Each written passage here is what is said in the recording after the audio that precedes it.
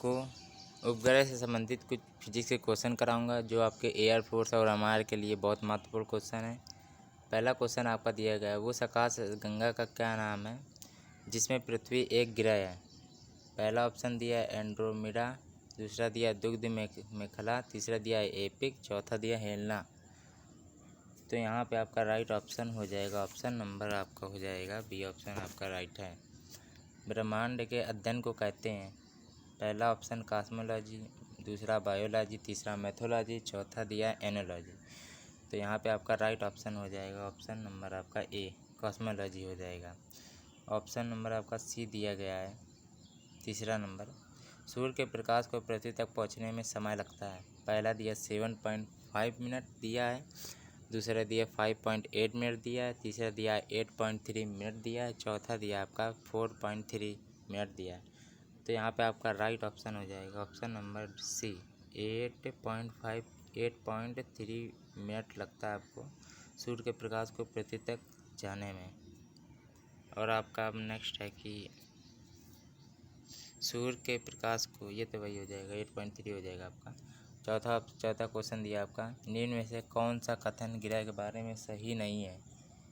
पहला दिया है कि ग्रह स्वयं प्रकाश को उत्सर्जन करते हैं, ग्रह सूर्य के। दूसरा दिया ग्रह सूर्य के चारों ओर एक निश्चित कक्षा में परिक्रमण करते हैं। तीसरा दिया ग्रह अपनी स्वयं की अक्ष पर घूर्णन करते हैं।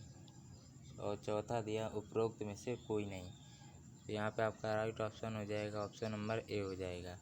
किसके बारे में सही नहीं है, ग्रह स्वयं प्रकाश को उत्सर्जन नहीं करते हैं, ये गलत है आपका। यहाँ पे आपके राइट क्या हो जाएंगे, ग्रह सूर्य के चारों परिक्रमा निश्चित कक्षा में परिक्रमण करते हैं, ये आपका राइट है। ग्रह अपनी कक्षा में स्वयं की अच्छे पर घूर्णन करते हैं, भी राइट है।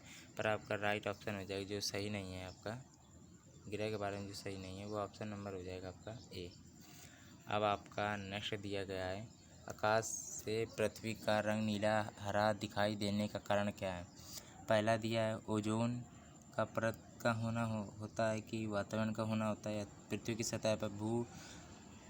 सतह पर जल तथा भूभाग होना होता है, या उपरोक्त सभी। तो यहाँ पे आपका राइट ऑप्शन हो जाएगा, ऑप्शन नंबर डी हो जाएगा। अब आपका नेक्स्ट दिया गया है, 7वां नंबर क्वेश्चन दिया गया आपका, सूर्य की ऊर्जा का स्रोत है। तो यहाँ पे सूर्य की ऊर्जा का स्रोत आपका क्या हो जाएगा, यहाँ पे आपका हो जाएगा, पहला दिया आपका ताप, नाभिकीय संलयन, विखंडन, कणों विखंडन दिया आपका, और तीसरा दिया कणों की आंतरिक गति, चौथा दिया स्थितिज ऊर्जा। तो यहाँ पे आपका राइट ऑप्शन हो जाएगा, ऑप्शन नंबर 1 ताप नाभिकीय संलयन। अब आपका 8वां नंबर दिया गया है, सूर्य और पृथ्वी के बीच की दूरी क्या होती है। पहला दिया आपका 1.58 इंटू 10⁻⁶ प्रकाश वर्ष, दूसरा दिया है 15.8 इंटू 10⁻⁶ प्रकाश वर्ष, या तीसरा ऑप्शन दिया 1.5 प्रकाश वर्ष, या चौथा ऑप्शन दिया है 10⁸ प्रकाश वर्ष। तो यहाँ पे आपका राइट ऑप्शन हो जाएगा, ऑप्शन नंबर बी 15.8 इंटू 10⁻⁶ प्रकाश वर्ष। आपके यहाँ पे 1 लाइनर क्वेश्चन है। अगर यहाँ पे कोई समझाने वाली क्वेश्चन होंगे तो मैं आपको ज़रूर समझाऊंगा। ये आपके एमआर और एयरफोर्स के कॉन्सेप्चुअल क्वेश्चन है। अब आपका नेक्स्ट है, 9वां नंबर दिया गया पार्थिव ग्रह है। बुध, पहला दिया बुध, शुक्र, पृथ्वी, मंगल है, या बी दिया बृहस्पति, शनि, अरुण, मंगल। तीसरा दिया आपका सी ऑप्शन बुध, शुक्र, बृहस्पति, पृथ्वी, चौथा दिया मंगल व पृथ्वी। तो यहाँ पे आपका राइट ऑप्शन हो जाएगा आपका ऑप्शन नंबर ए पार्थिव ग्रह होता है जो बुध, शुक्र, पृथ्वी, मंगल है। ध्यान रखिएगा, बुध, शुक्र, पृथ्वी, मंगल होते हैं आपके। आपको पता होगा कि बुध हमारी मरकरी होती है, और जो हमारा शुक्र होता है वो वीनस होता है, पृथ्वी आपकी अर्थ होती है, और आपका जो मंगल होता है वो मार्स होता है। ध्यान रखिएगा, फिर से बता देता हूँ मैं, बुध आपकी मरकरी होती है, शुक्र आपका वीनस होता है, और आपका ये जो पृथ्वी अर्थ होती है, मंगल आपका मार्स होता है। मंगल को लाल ग्रह भी कहते हैं क्योंकि वो लाल रंग का दिखाई देता है मंगल आपका। और पृथ्वी आपकी हरी भरी होती है, ग्रीन कहते हैं जिसको। अब आपका नेक्स्ट है कि नेक्स्ट आपका अब दिया गया है कि 10वां नंबर क्वेश्चन आपका है, किस गति से पृथ्वी सूर्य के चारों ओर चक्कर लगाती है? पहला दिया है 54,000 मील बट्टे घंटा। बी ऑप्शन दिया है 67,100 दिया है मील प्रति घंटा। तीसरा दिया है आपका 45,720 मील प्रति घंटा, या चौथा ऑप्शन दिया है 35,255 मील प्रति घंटा। तो यहाँ पे आपका राइट ऑप्शन हो जाएगा 67,000 और आपका 100 दिया है मील प्रति घंटा। अब आपका नेक्स्ट क्वेश्चन है कि चंद्रमा की सतह पर हम कोई ध्वनि नहीं सुन सकते हैं, क्यों नहीं सुन सकते हैं? तो आपको पता, पहला ऑप्शन दिया वहाँ जीवन नहीं है। बी दूसरा आपका ऑप्शन दिया आपका वहाँ कोई भौतिक माध्यम नहीं है।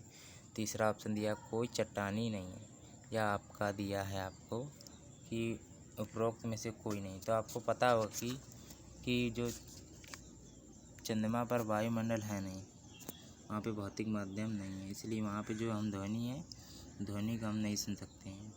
चंद्रमा की सतह पर हम कोई ध्वनि नहीं सुन सकते हैं, वहाँ वायुमंडल की कमी है। और चंद्रमा की सतह पर पलायन वेग आपका कितना होता है? पलायन वेग आपका कितना होता है?